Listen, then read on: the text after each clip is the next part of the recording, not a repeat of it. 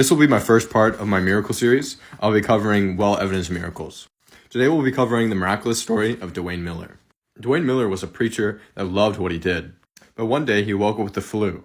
The flu attacked his vocal cords and damaged the nerves. This caused him to lose his voice, and it turned it into a raspy whisper. For over 3 years, he visited over 25 doctors. One of the doctors he saw, a world-leading throat specialist from the Swiss Symposium, said there was a 0% chance for the nerves to be recovered, and it was impossible to take out the scar tissue. He no longer preached, and he gave up his job. He went to a government job and also lost that job because he couldn't testify in court. After about 3 years of his lost voice, his hometown church just wanted to hear him preach. His church kept asking him to preach, and he finally said yes. They gave him a special microphone and amplified his voice so the congregation could hear him. This audio was recorded. I want to play it for you guys. Pay attention to the context. It's about healing. Let me say to you that I believe God still heals. That hasn't ended. That is not over. Now you have to be careful on how you do this, because there are folks who carry things to an excess and it becomes a show. And God has never intended that be what it is.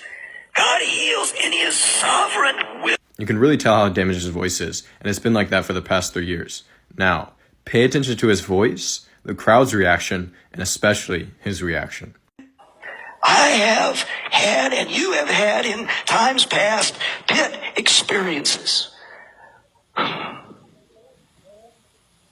We've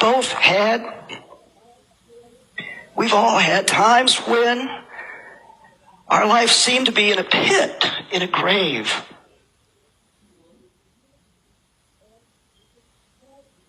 And we didn't have an answer for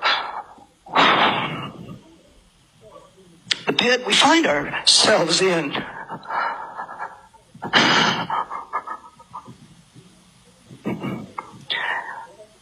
And I don't understand this right now. I'm a bit overwhelmed at the moment. You can hear that drastic change when he says in a pit. He testified that at that moment he felt something in his throat, and it was like a breath of fresh air for the first time in 3 years, and it didn't hurt anymore. He went to the doctor the next day. The doctor said that it was inexplicable. He got his throat scans, and something crazy happened. The scans showed that the scar tissue had disappeared. The doctor said, even if I could explain how your voice came back, it's impossible to explain how the scar tissue disappeared. He is now a pastor again, and he has a radio show where he talks every single day. Praise the triune God.